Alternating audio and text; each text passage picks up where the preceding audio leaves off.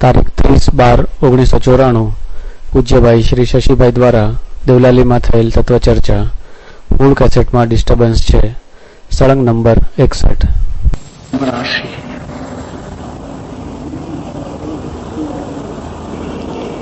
सरलता से मध्यस्थता और विशालता की प्राप्ति होती है.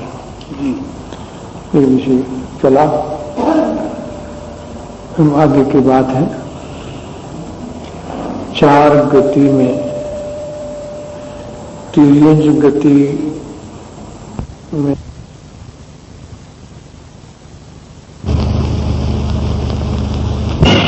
आचार्य महाराज ने जो प्रतिपादन किया उसका पुनरावर्तन करके आगे का विषय लेते हैं कि जो मोक्षार्थी जीव होता है, जिसका प्रयास मोक्ष के लिए ही होता है,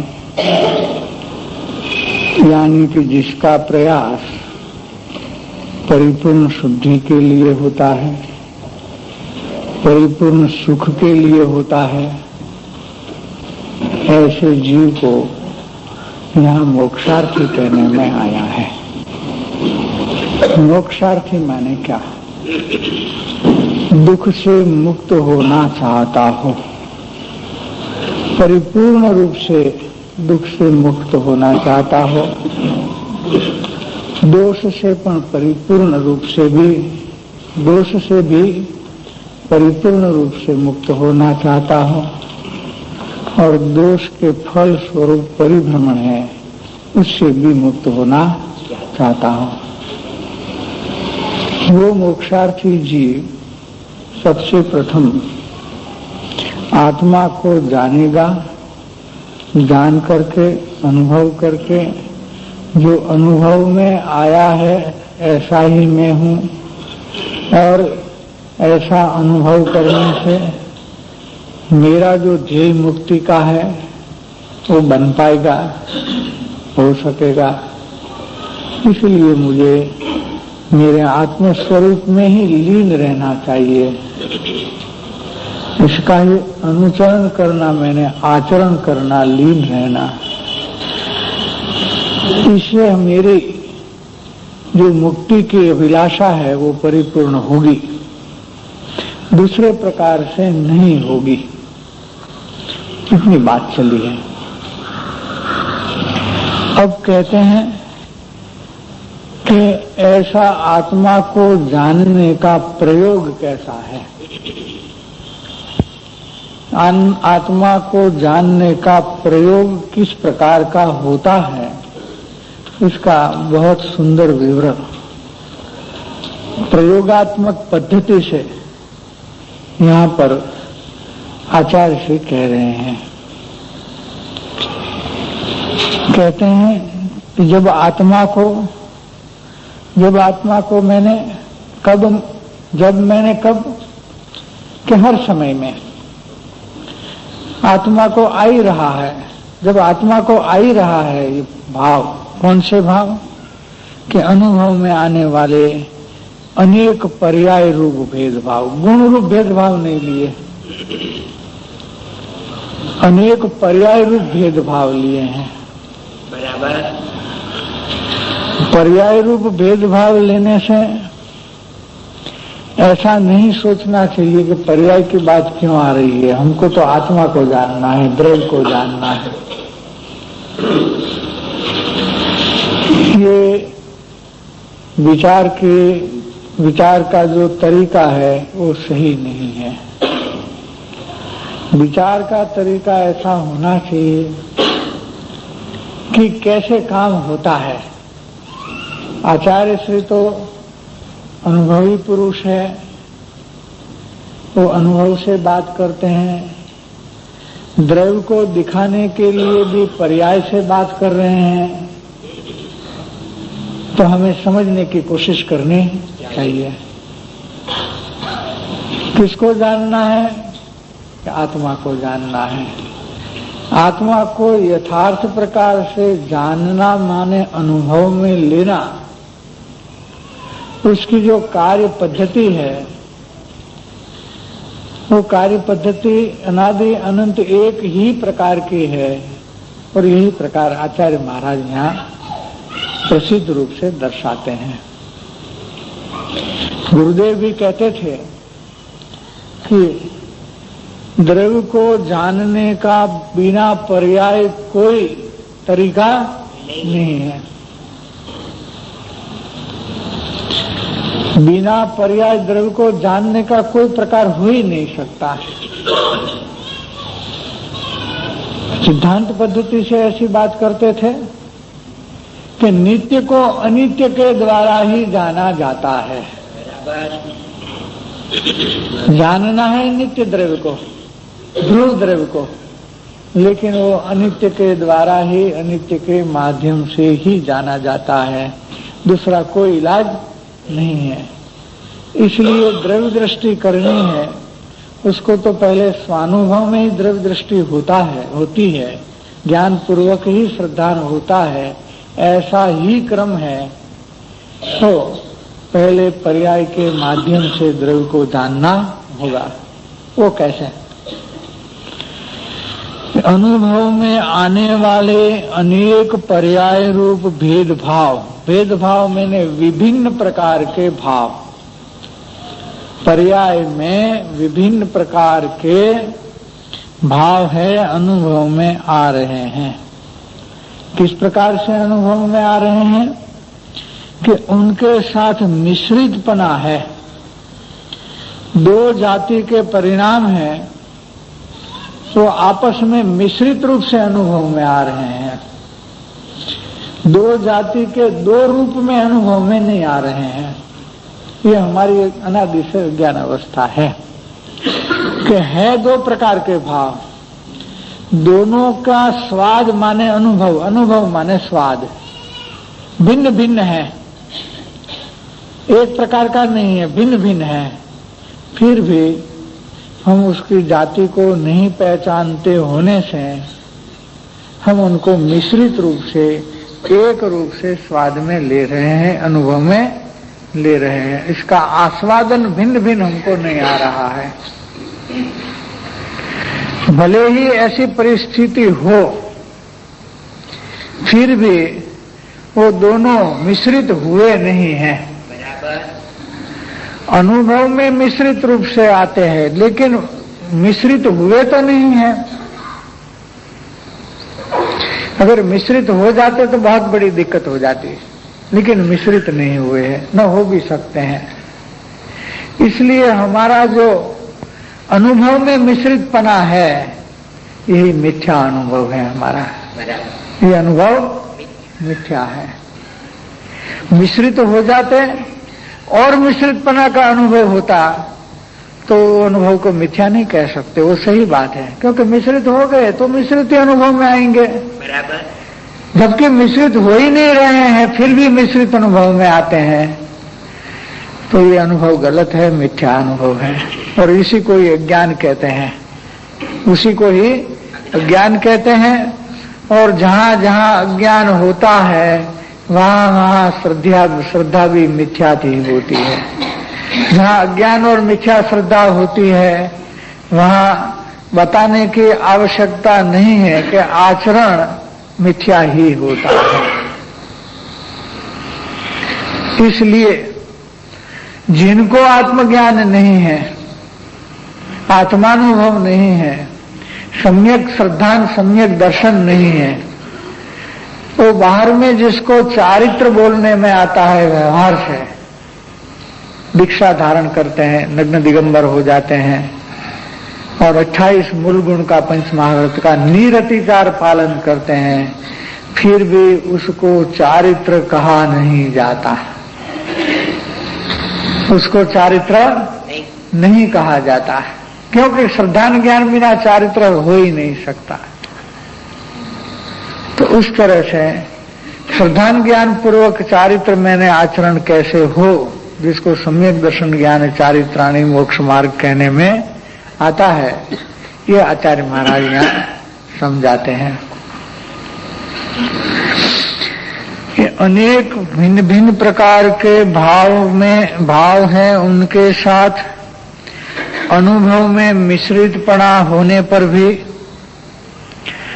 सर्व प्रकार से भेद ज्ञान में प्रवीणपना से क्या कहते हैं, जो भेद ज्ञान करने के लिए प्रवीण मैंने कुशल है, एक्सपर्ट है, वो भेद ज्ञान करता है।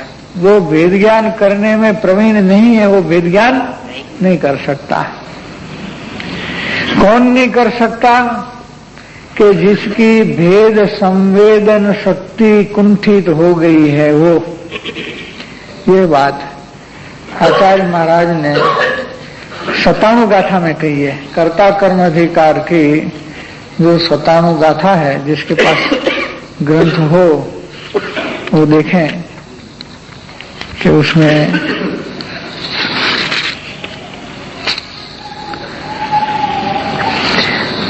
यह आत्मा अज्ञानी होता हुआ अज्ञान के कारण से अनादि संसार से लेकर के मिलित स्वाद का, मिश्रित स्वाद का स्वादन अनुभवन करता होने से, कर रहा होने से, यानी वो मिश्रित स्वाद का अनुभवन कर रहा होने से जिसकी भेद संवेदन की शक्ति कुंठित हो गई है, भेद संवेदन की शक्ति बीड़ाई गई है। एम के जुदो जुदो स्वाद लेवानी शक्ति यानी बीड़ाई गई है। क्यों कुंठित हो गई है? कि उल्टा प्रयोग कर रहा है। इसलिए हमारे परिणमन में उल्टा प्रयोग तो चल ही रहा है अनादि से। वो भिन्न भिन्न भाव है, उनको अभिन्न रूप से अनुभव में लेने का हमारा प्रयोग, प्रैक्टिस उल्टी अनादि से चल रही है। और अनादि से बहुत प्रैक्टिस होने से भिन्न भिन्न स्वाद करने के लेने की हमारी जो शक्ति है तो सही, लेकिन वो कुंठित हो गई है। इसलिए हमें भिन्न भिन्न स्वाद करने का प्रयास करने की प्रैक्टिस करनी होगी। बराबर। तो विचार करना होगा। नहीं एक समय में 2 स्वाद या 2 अनुभव हो सकते हैं। एक क्षण में दो है, वो 2 क्यों नहीं भाव अनुभव में आएंगे? दो एक रूप अनुभव में आते हैं। तो हाँ, एक समय में हाँ, एक क्षण में दोनों 2 रूप अनुभव में आते हैं। ये अनुभव करने की बात है। कैसे? कि ज्ञान को तो ज्ञान का अनुभव है। बराबर। तो जो ज्ञान को ज्ञान का स्वयं का अनुभव है, उसमें वो ज्ञान राग का अनुभव नहीं करता है। बराबर। ज्ञान का अपने रूप, स्वयं के रूप में ज्ञान अनुभव करे, वो तो सही है, सम्यक है। बराबर। और उसमें राग का अनुभव नहीं हो रहा है, वही उसका भेद ज्ञान, भेद संवेदन है। बराबर। तो ऐसा होने में क्या आपत्ति है? बताइए। बिल्कुल नहीं। कि उसको होने में तो कोई आपत्ति नहीं आती। इसलिए वो प्रवीणपना इसलिए लिया है कि जो प्रैक्टिस करके एक्सपर्ट होते हैं, बिना प्रैक्टिस कोई किसी भी काम में एक्सपर्ट नहीं होते हैं। और खास करके जो प्रयोग का विषय है, उसमें तो प्रैक्टिस करनी ही पड़ती है। चाहे हम साइकिल चलाएं, चाहे हम कार चलाएं, चाहे हम रोटी बनाएं, बराबर। बिना प्रैक्टिस वो काम हो पाएगा नहीं। जानकारी पहले हो जाएगी कि ऐसे साइकिल चलानी चाहिए, गाड़ी ऐसे चलानी चाहिए, रोटी ऐसे बनानी चाहिए, लेकिन उसकी जानकारी से वो काम नहीं होता है, प्रैक्टिस करने से वो काम होता है। बराबर। बिना प्रैक्टिस हाथ बैठता नहीं है उस काम पे। इसलिए मुमुक्षु जीव मोक्षार्थी की भूमिका में पहले भेद का ज्ञान की प्रैक्टिस करता है। तो किस प्रकार से करता है वो बात कहेंगे आचार्य महाराज। कि यह अनुभूति है, यही मैं हूं। अवतरण चिन्ह में वो बात लिया है। क्या?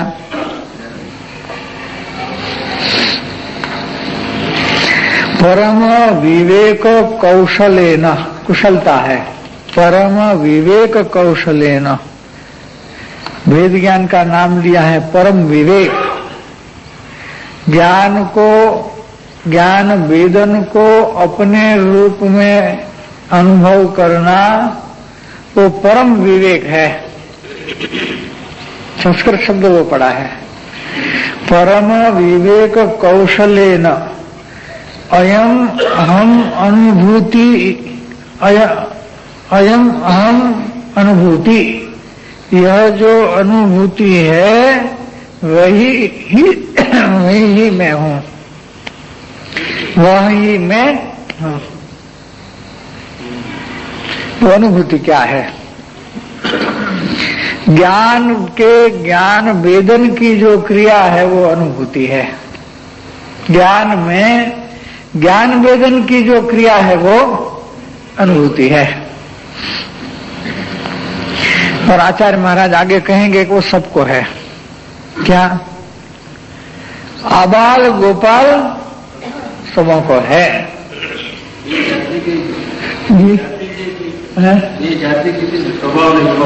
हाँ, जो ज्ञान वेदन है वो स्वभाव जाति की पर्याय है। रागादि विभाव है वो विभाव जाति की पर्याय है। हमारी परिस्थिति ऐसी है कि ज्ञान वेदन को चूक करके राग को अपने रूप अनुभव कर रहे हैं।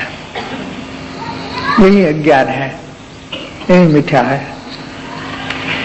लेकिन फिर भी वहां अज्ञान दशा में भी ज्ञान में ज्ञान वेदन का अभाव कभी भी हुआ नहीं है।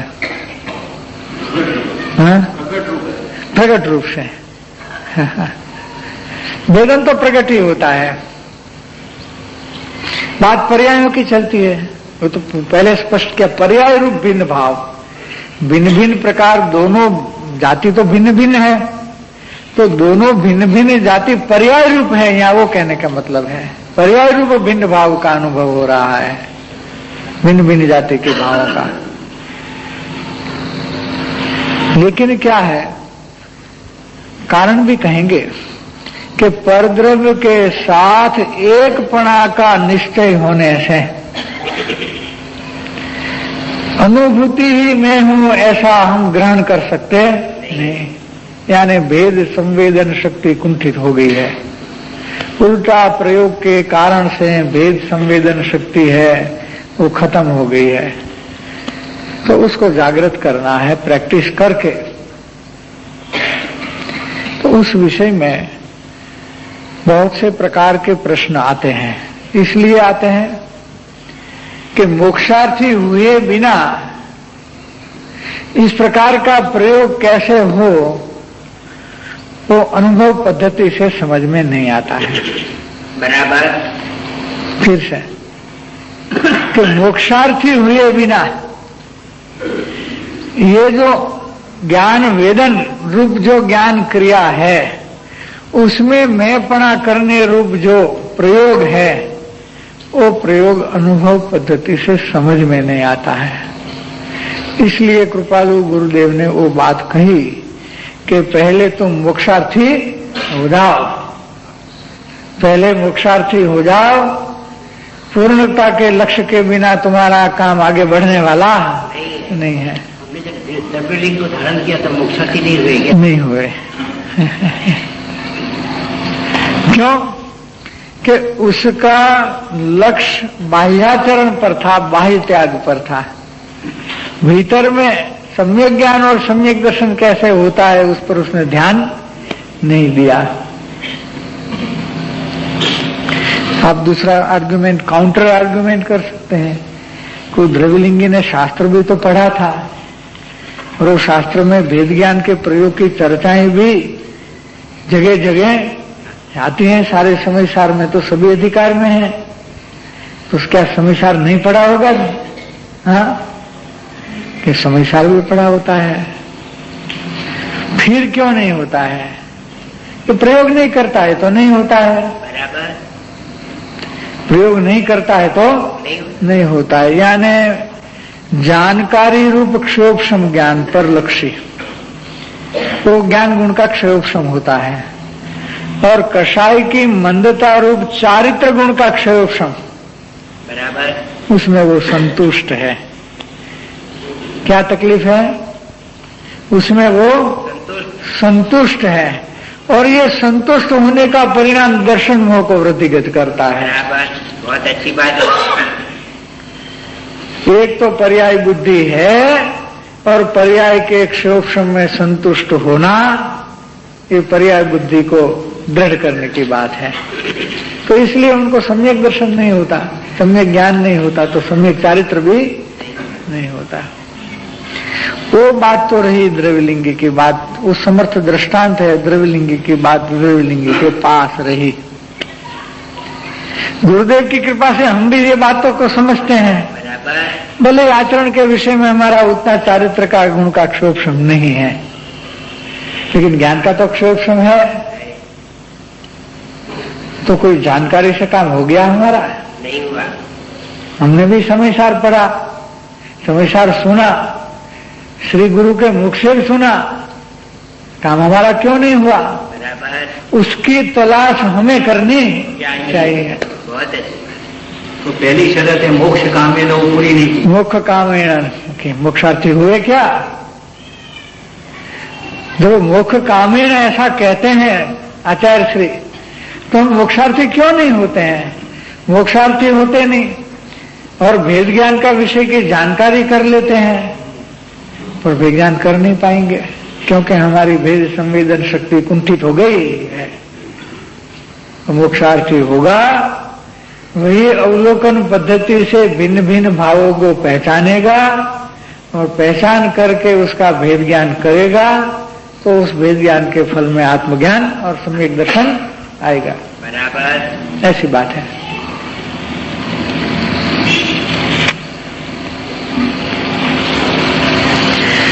स्वरूप निश्चय के पहले, भाव भाषण के पहले, ठीक है, स्वरूप निश्चय के पहले, पूर्णता के लक्ष्य के बाद, वो तो लिखा है बराबर। हाँ हाँ ठीक है, पूर्णता के लक्ष्य के बाद और स्वरूप निश्चय के पहले, ऐसा लेना है। ठीक है, पूर्णता का लक्ष्य जिसको मोक्षार्थी हो गया,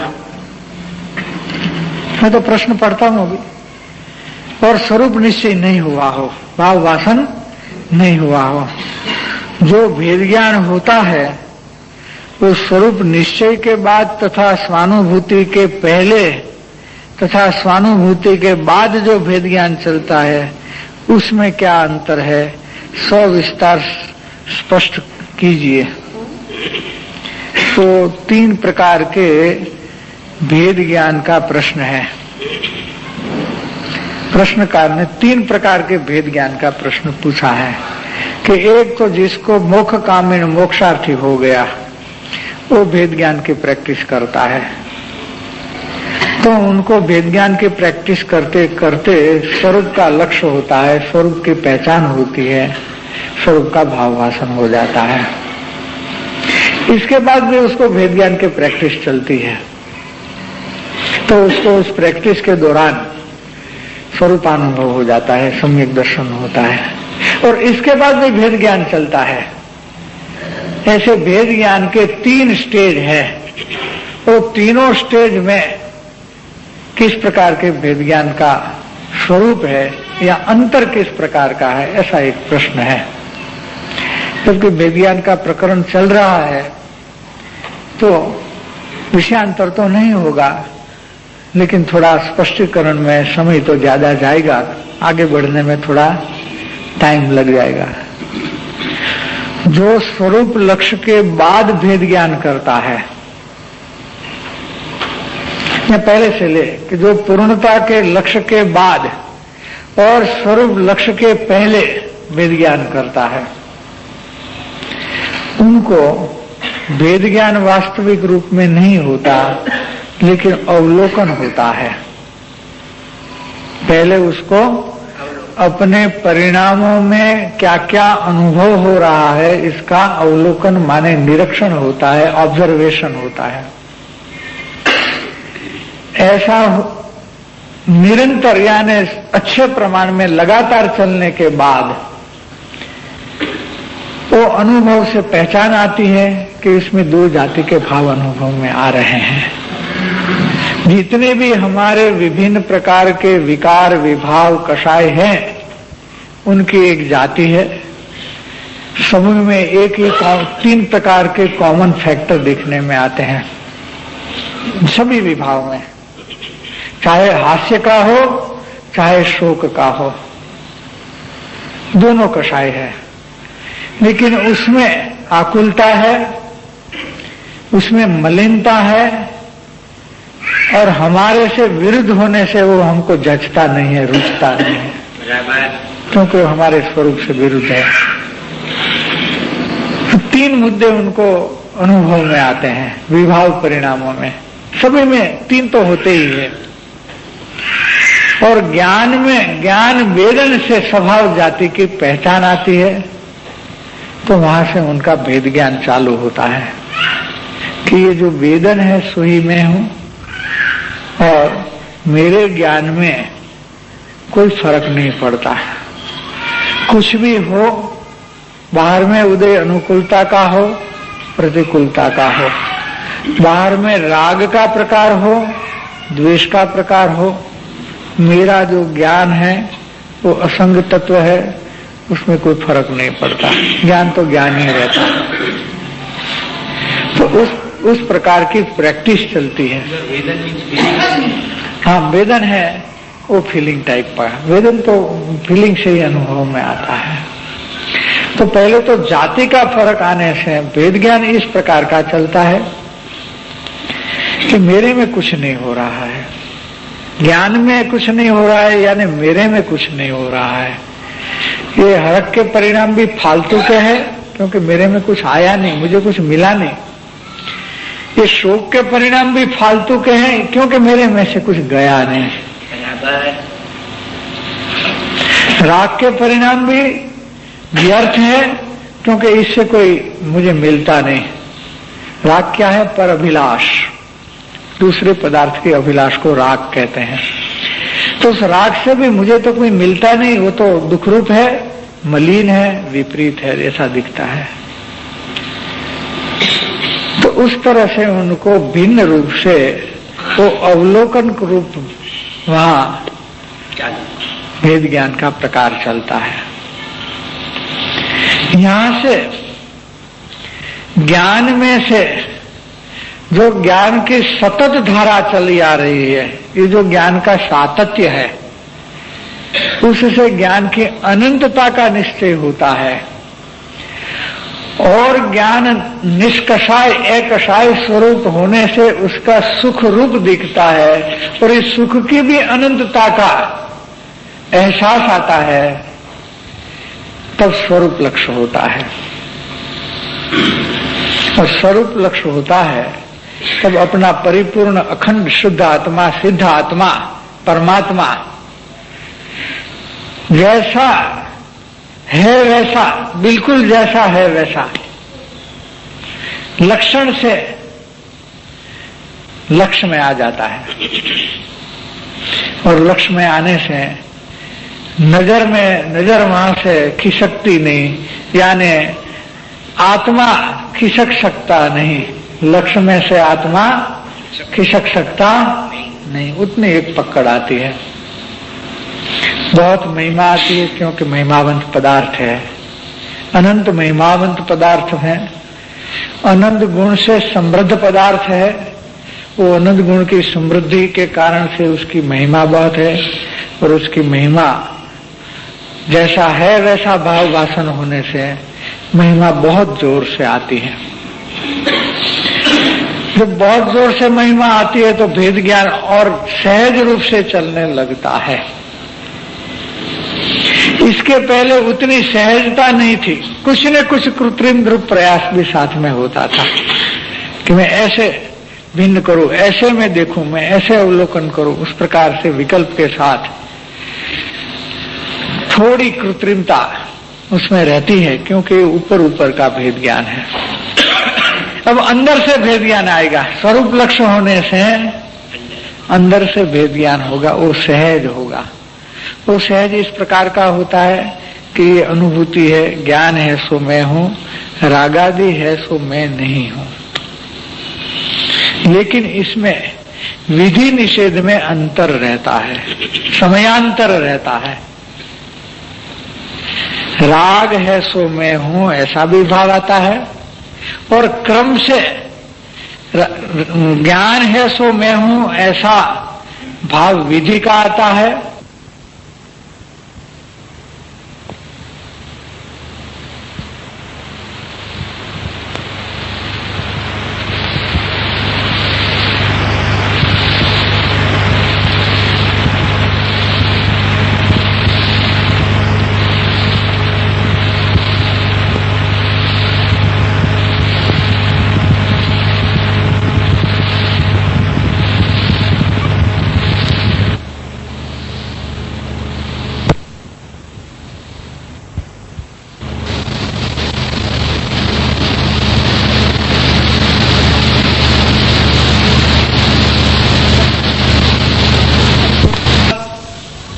विकल्प की उत्पत्ति बंद हो जाती है, उसको निर्विकल्प स्वानुभव या निर्विकल्प सम्यक दर्शन कहने में आता है। वो क्षणार्थ के लिए, बहुत अल्पकाल के लिए आ जाता है, फिर वही सम्यक दृष्टि सविकल्प दशा में आता है। जब वो सम्यक दृष्टि सविकल्प दशा में आता है तो उसको ज्ञान वेदन की ज्ञान धारा और राग भिन्न भिन्न सहज रूप से अनुभव में आती रहती है, एक ही काल में, समकाल में, उसमें क्रम पड़ता नहीं है। ऐसे तीन प्रकार के भेद ज्ञान के प्रयास में परिणमन का स्वरूप है। ये प्रस्तुत प्रश्न का उत्तर है।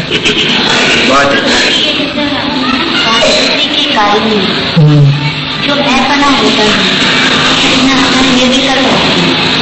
निर्विकल्पता में मैंपना, निर्विकल्पता में मैंपना आता है कि निर्विकल्पता को भी जो जानने वाला है उसमें मैंपना आता है। तो मैंपना तो त्रिकाली में ही आता है, उसको जानने वाला कहो या त्रिकाली कहो।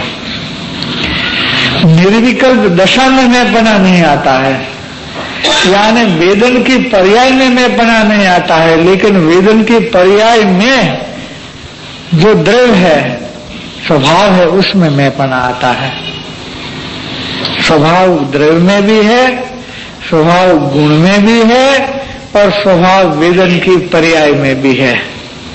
स्वभाव न द्रव्य रूप है, न स्वभाव गुण रूप है, न स्वभाव पर्याय के भेद रूप है। तीन में से एक भी भेद रूप नहीं है, वो अनुभव स्वरूप है। बराबर।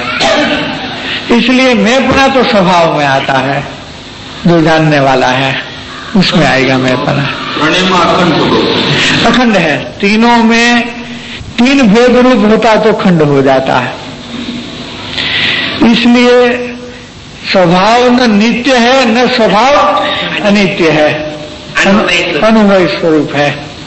वो विषय पंचाध्यायी में उत्तरार्ध में 561-62 गाथा में लिया है पंचाध्यायीकार ने, और समय सार में 143 कलश के बाद जो 26 कलश है, 25 या 26 कलश, उसमें अमृतचंद्र आचार्य ने लिया है। खलुचिचिदेव, भेद भी नहीं, अभेद भी नहीं, शुद्ध भी नहीं, अशुद्ध भी नहीं, नित्य भी नहीं, अनित्य भी नहीं, ऐसे करके 25-26 कलश लिया है। वो यही विषय का है। और कृपालु देव ने आत्मसिद्धि में वो बात लिया है।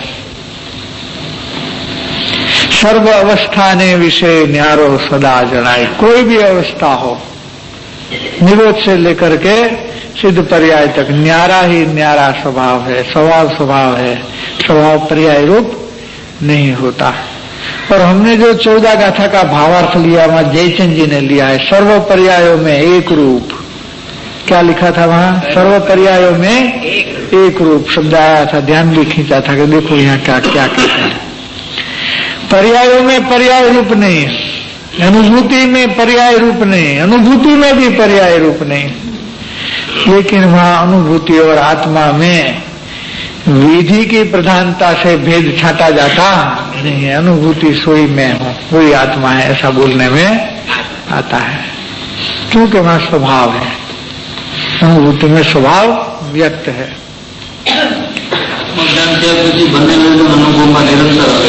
हाँ, निरंतर ज्ञान धारा और कर्म धारा साधक अवस्था में चतुर्थ गुण स्थान से लेकर 4, 5, 6 तीनों गुण स्थान में जहाँ बुद्धि पूर्वक का राग होता है वहाँ दोनों धारा भिन्न भिन्न चलती है। वो आप जो मैकेनिकल इंजीनियर जो इंजन होते हैं ना, मशीनरी, उसमें गियर व्हील होते हैं, गियर व्हील कहते हैं ना, तो दो जो गियर व्हील हो कैसे फिरते हैं? व्हील्स इन गियर, एक उधर चलता है एक उधर चलता है, दोनों एक दूसरे में भिड़ाते हैं, दोनों के गियर के जो आटे हैं एक दूसरे में भिड़ाते हैं, एक उधर चलता है एक उधर चलता है। ऐसे ज्ञान दशा में राग उधर चलता है, ज्ञान उधर चलता है, एक बहिर्मुख अंश है एक अंतर्मुख है, तो चलता रहता है, दोनों चक्कर चलता रहता है। वो राग है वो परीक्षण होता जाता है और जो ज्ञान वेदन है वो वृद्धिगत पामता जाता है। ये स्थिति साधक दशा की चालू रहती है हमेशा। स्वाद रूप भिन्नता है, स्वाद रूप भिन्नता भी है और दिशा रूप भी भिन्नता है। एक की दिशा बाहर है, एक की दिशा अंदर की है, दिशा की भी भिन्नता है, दोनों की भिन्नता है।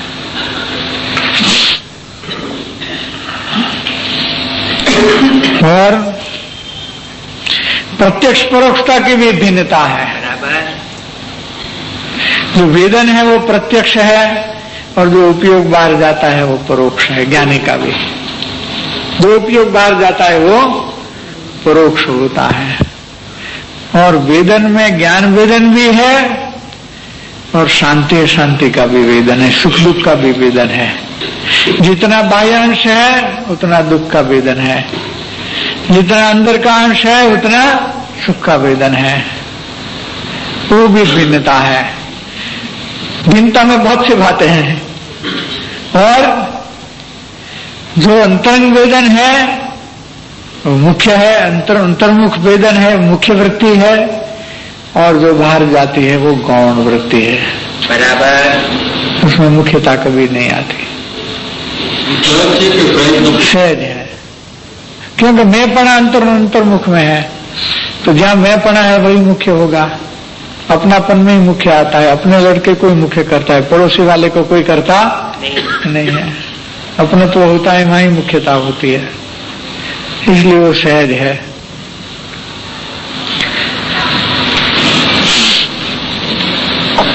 क्या कहते हैं? मोक्षार्थी जीव वेद ज्ञान में प्रवीणपना से कौशलेन, कुशलता से, इन्हें भीतर में बहुत सूक्ष्म ज्ञान का ये प्रयोग है। इसलिए मोक्ष अधिकार में ऐसे ज्ञान को प्रज्ञा छेनी की उपमा दी है, क्योंकि छेनी की धार पैनी होती है, इसलिए यहाँ ज्ञान सूक्ष्म होता है।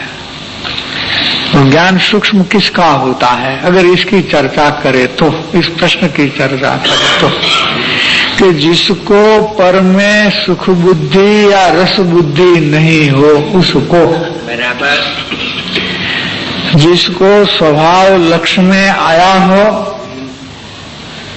और स्वभाव में सुख बुद्धि हुई हो, और राग और पर में सुख बुद्धि और रस बुद्धि नहीं हो, उसी को ही ये ज्ञान सूक्ष्म होकर के भेद ज्ञान की कुशलता प्रवीणता प्राप्त होती है, दूसरे को होती नहीं। तो ये कोई खास प्रकार की योग्यता का विषय है। सामान्य मुमुक्षु जानकारी कर सकता है, मध्यम कोटि का मुमुक्षु जानकारी कर सकता है, लेकिन वो प्रयोग कर सकेगा नहीं, क्योंकि उसमें उत्तम कोटि की मुमुक्षुता चाहिए। जैसे कि कृपालु देव थे, समीसार मिला, वेद ज्ञान पढ़ा, वेद ज्ञान का प्रयोग का विषय पढ़ा और उनको सम्यक ज्ञान की प्राप्ति हो गई। गुरुदेव थे, समीसार पढ़ा, उत्तम कोटि की मुमुक्षुता में आए हुए थे, इसलिए उनको भी स्वानुभूति की प्राप्ति हो गई। तो जो उत्तम कोटि के मुमुक्षु हैं, उनको तो समीसार सीधा ही स्वानुभूति का निमित्त है। बराबर। अगर उस कोटि में जो नहीं आए, वो भले नीचे की कोटि में रह करके समीसार को कंठस्थ कर ले, कितना भी दृढ़ कर ले, बिना योग्यता ये अनुभव आने वाला नहीं है। इसलिए ये तो निमित्त है, समीसार तो निमित्त है, लेकिन किसको? कि जो उत्तम कोटि का मुमुक्षु है उसको। अगर वो स्थिति नहीं बनती तो मुमुक्षु लोग सारी जिंदगी पढ़ ही रहे हैं, पढ़ते ही रहे हैं और अभी भी पढ़ रहे हैं, लेकिन काम होता नहीं है। वो बात सबको अनुभव गोचर है, समझाने की जरूरत नहीं है। तो बात घूम फिर करके पात्रता पे आती है, ये होना चाहिए।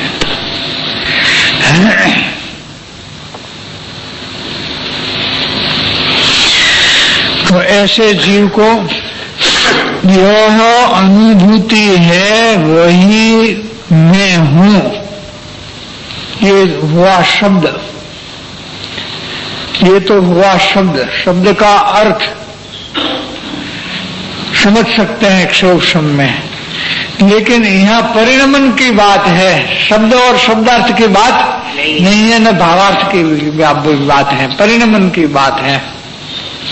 परिणमन को शब्द गोचर किया है, अवतरण चिन्ह में परिणमन को शब्द गोचर किया है। अनुभव प्रकाश में दीपचंद जी साहब साध्य साधक भाव करके एक प्रकरण लिखे हैं उन्होंने। उनमें अनेक प्रकार के साध्य साधक भाव के भेद प्रभेद लिखे हैं उन्होंने।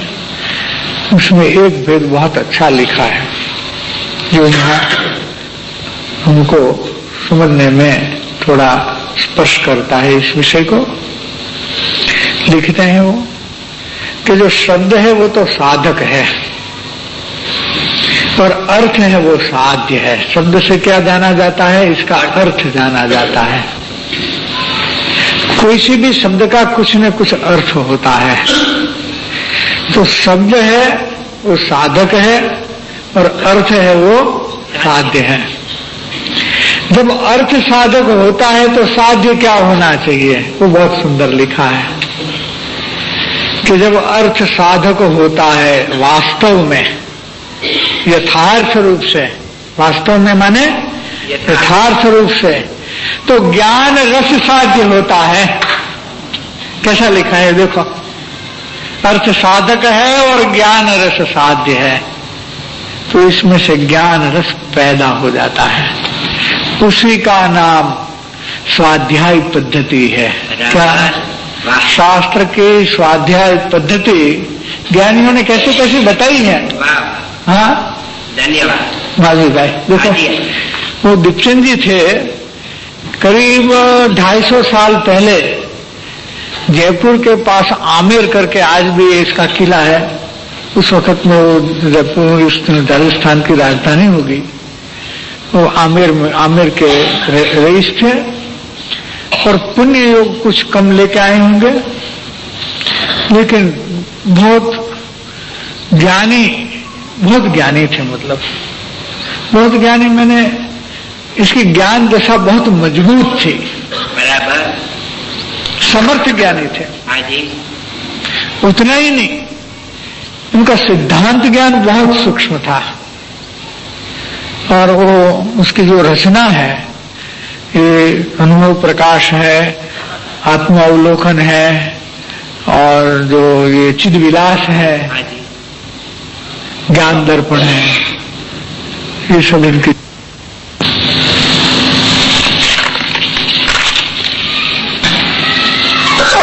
उन्होंने जो ग्रंथ लिखे उसमें अनुभव विलास, आत्मावलोकन, चिद विलास, परमात्मा पुराण, स्वरूपानंद बृहत और स्वरूपानंद लघु, ज्ञान दर्पण, गुणस्थान भेद, उपदेश रत्न और अध्यात्म 25 वगैरह अनेक ग्रंथ की रचना की है।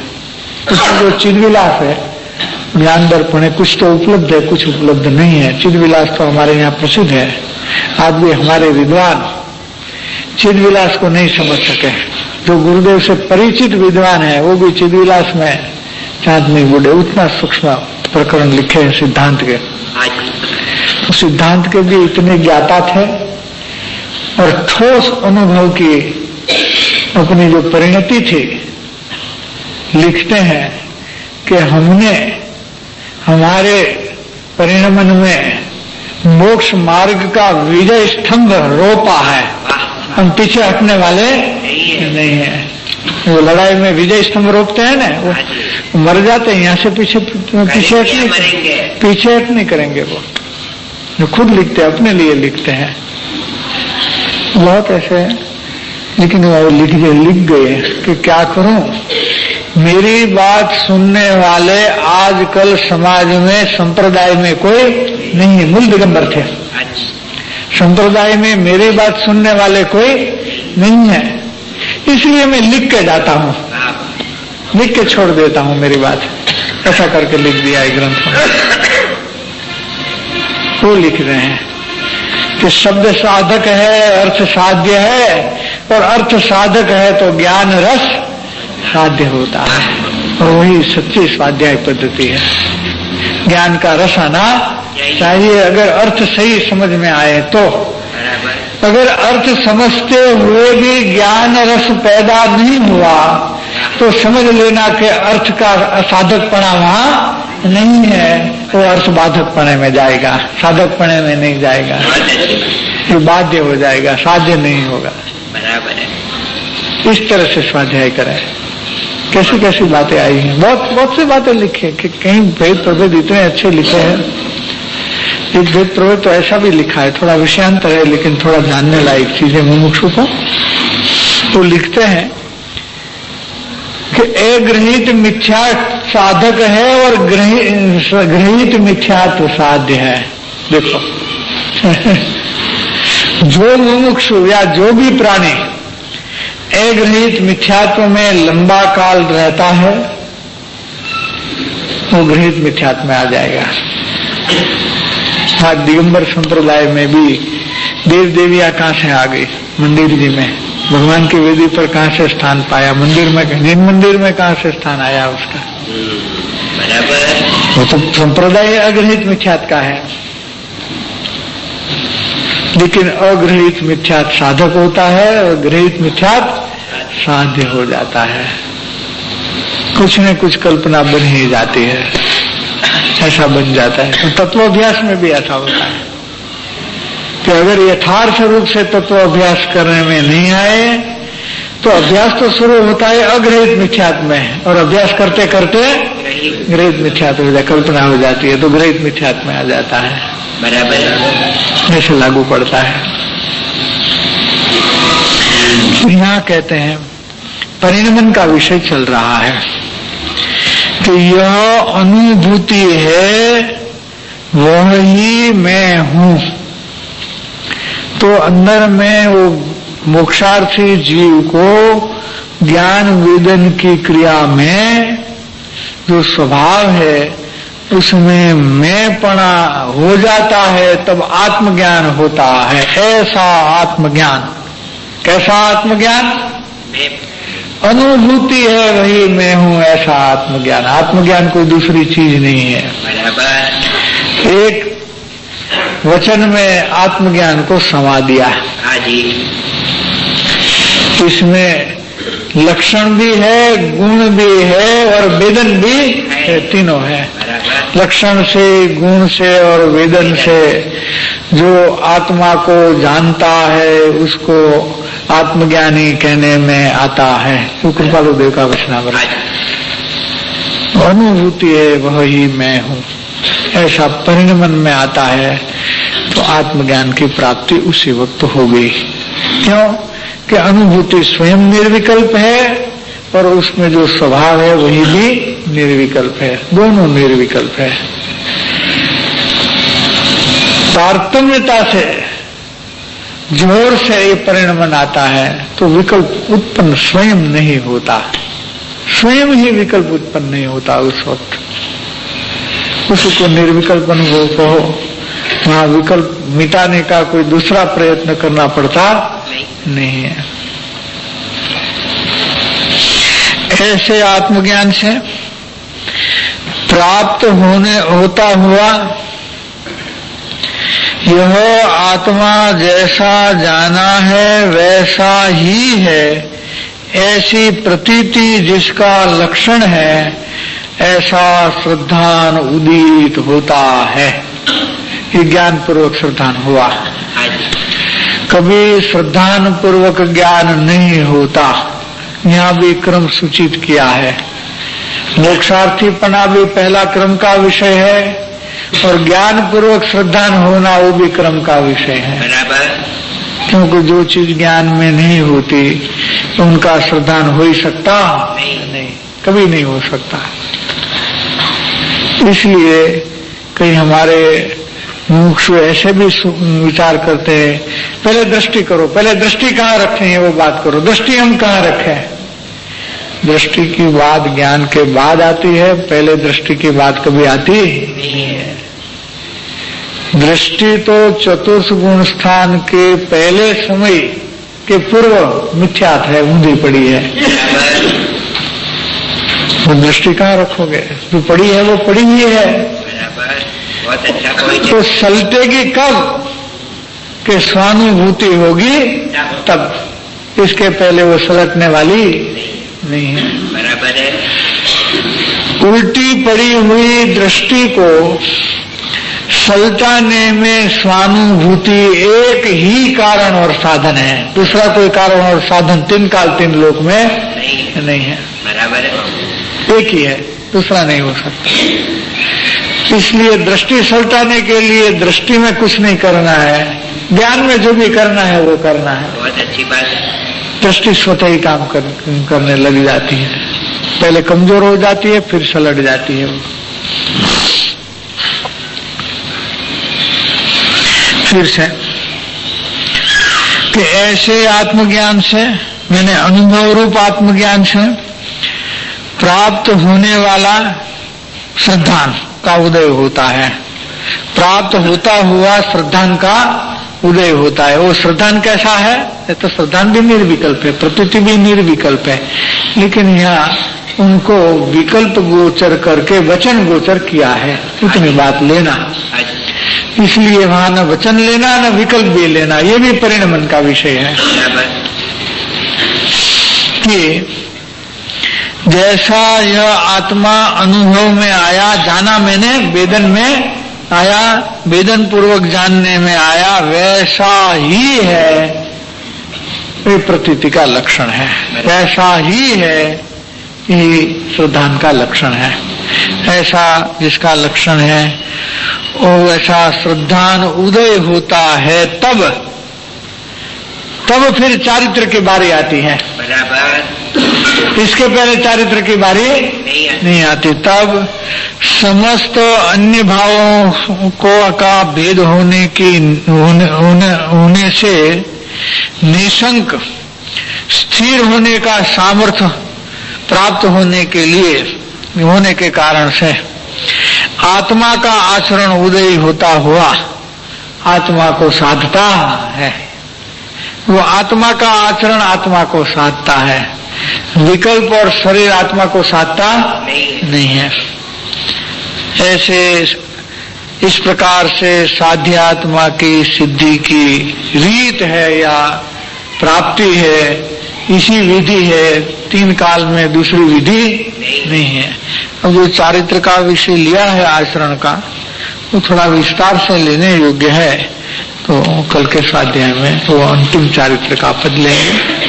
यहाँ तक रखें, समय हुआ है।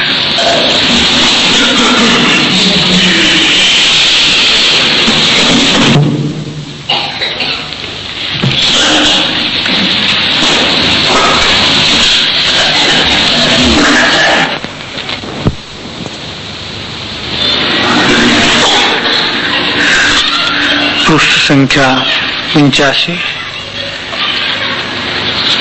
पृष्ठ का अंतिम पैराग्राफ है। चारों अनुयोग में यानी जिनवाणी में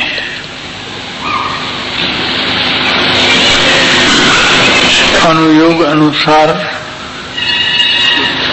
विषय और सिद्धांत का प्रतिपादन होता है।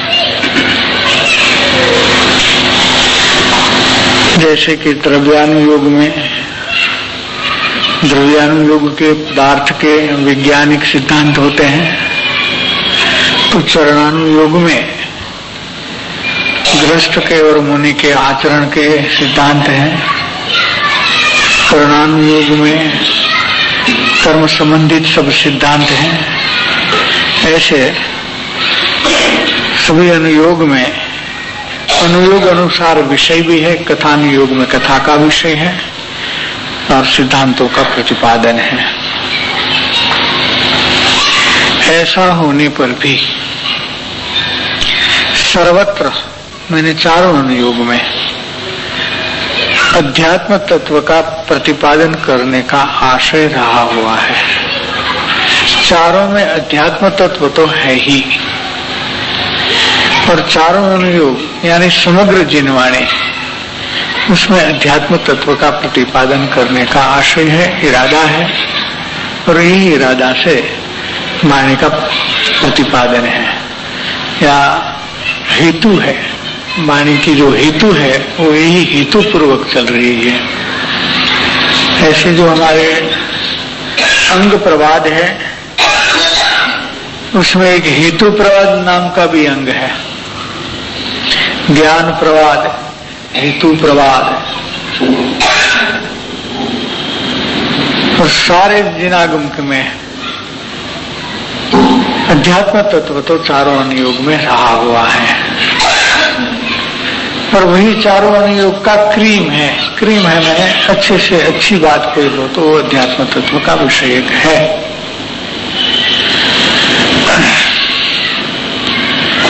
पारमार्थिक असरलता के कारण से ये जिनवाणी का अध्ययन करने वाले में भी जब पारमार्थिक असरलता होती है तो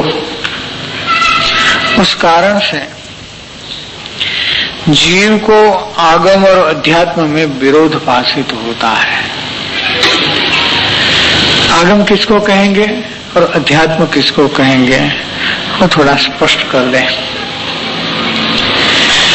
कि आधार लेने योग्य, अवलंबन लेने योग्य ऐसा जो हमारा मूल स्वरूप है वो अध्यात्म तत्व है, और उस स्वरूप का अवलंबन लेने वाले परिणाम है।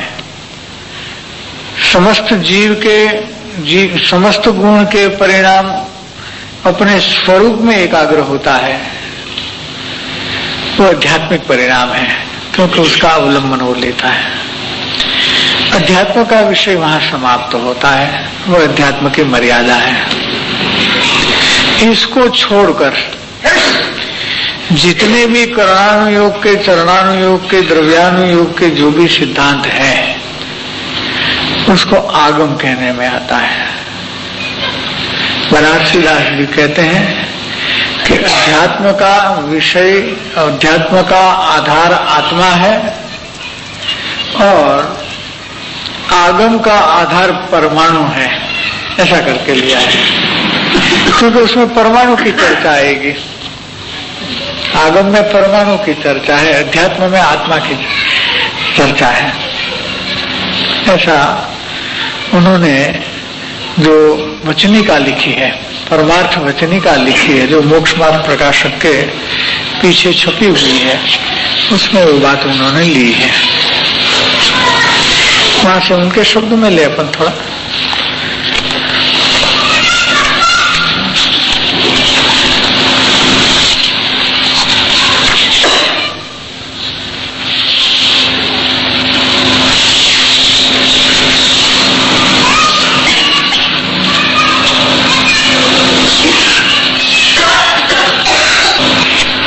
परमार्थ वचनिका बनारसी दास जी रचित आगम अध्यात्म का स्वरूप। वस्तु का जो स्वभाव उसको आगम कहते हैं, तो वस्तु के स्वभाव के जो सिद्धांत हैं वो आगम कहते हैं, और आत्मा का जो अधिकार है उसको अध्यात्म कहिए। आगम और अध्यात्म रूप भाव वो आत्मद्रव्य का जानना।